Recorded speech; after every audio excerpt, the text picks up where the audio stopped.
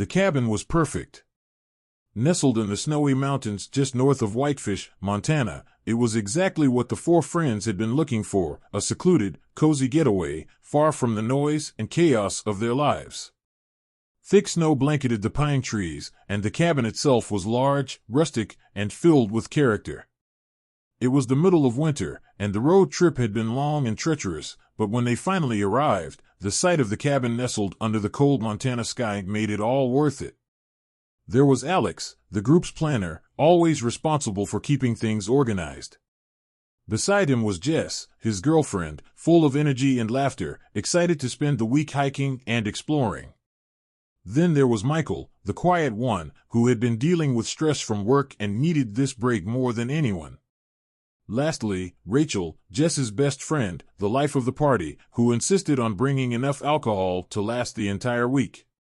They were all excited to spend a week together, away from their phones, work, and responsibilities. They spent their first night laughing, drinking, and planning their week. The fire crackled in the hearth as they shared stories, with snow falling gently outside. The isolation was peaceful. It felt like a much-needed escape.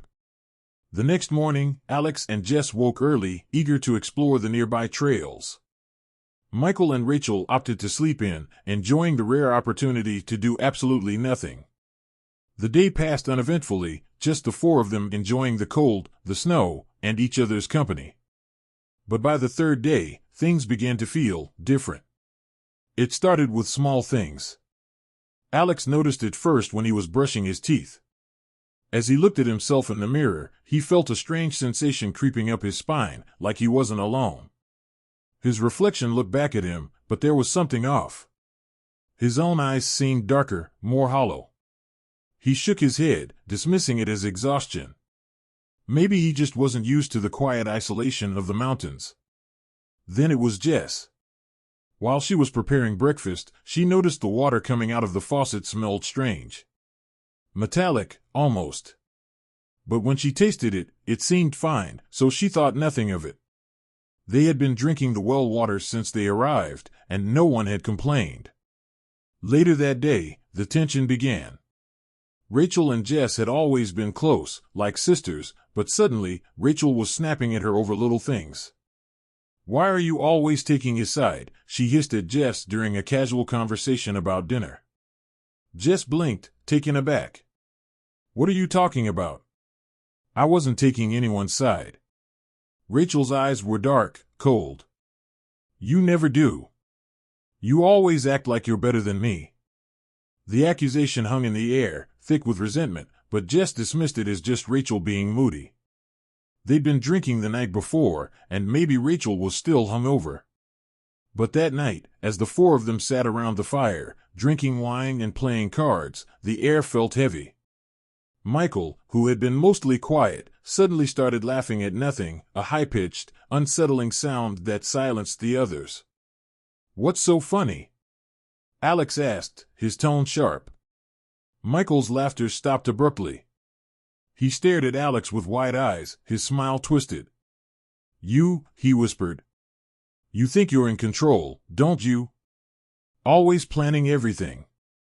But you're not. You're nothing." Alex's face hardened. "What the hell, man?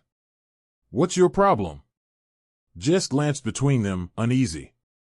"Come on, guys, let's not start anything. We're here to have fun." But the tension between Alex and Michael only grew thicker.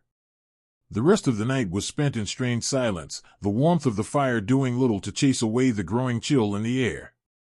By the next morning, the paranoia had fully set in. Jess woke up to find Alex pacing by the window, muttering to himself. His eyes were bloodshot, his skin pale. "They're watching us," he whispered when he saw her.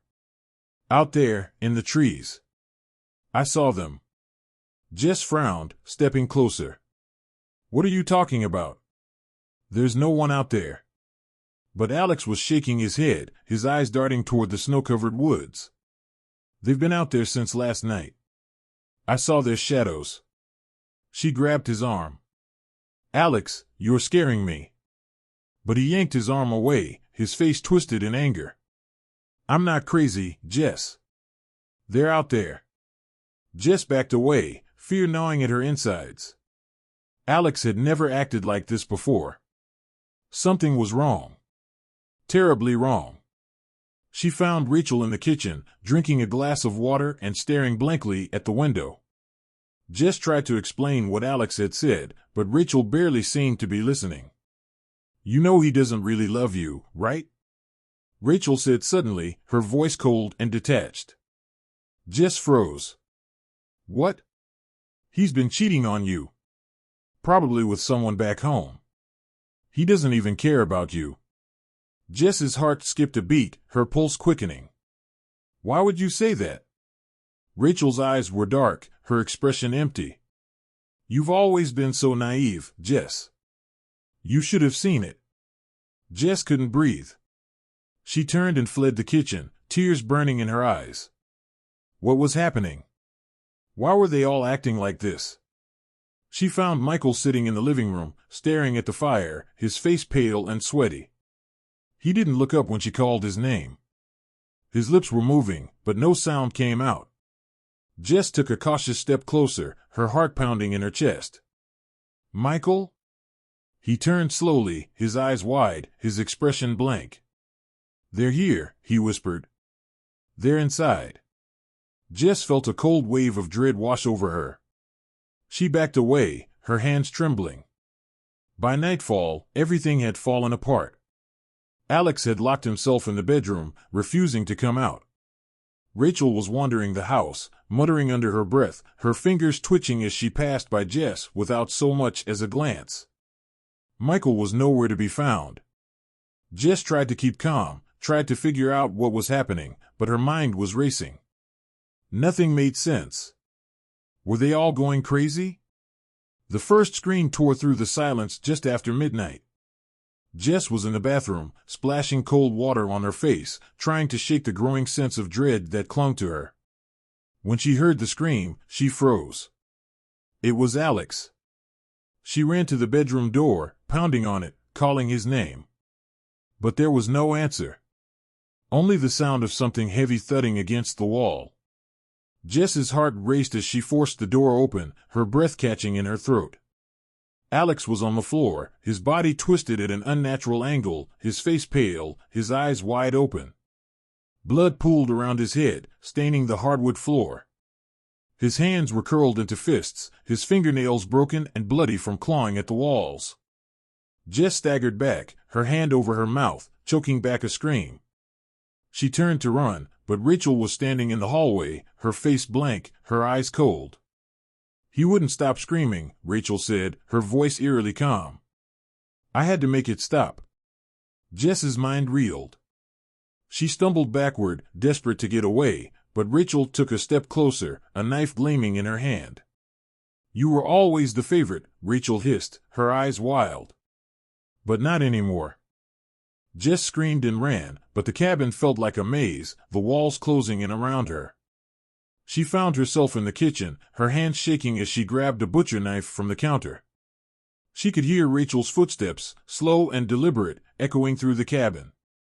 But before she could defend herself, Michael appeared, his eyes wild and bloodshot. He lunged at Jess, his hands clawing at her throat, muttering something incomprehensible.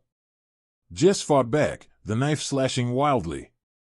She didn't even realize she'd stabbed him until he collapsed at her feet, blood pouring from the wound in his stomach. Tears streamed down her face as she backed away, her mind shattered, her body trembling. By the time the sun rose, the cabin was silent once more. Jess was the last one left, her mind fractured, her body shaking with exhaustion. She wandered out into the snow, her bare feet sinking into the cold ground, her eyes wide and unfocused. The tainted well water had done its work. The week had begun with laughter and friendship. It ended in madness, blood, and death.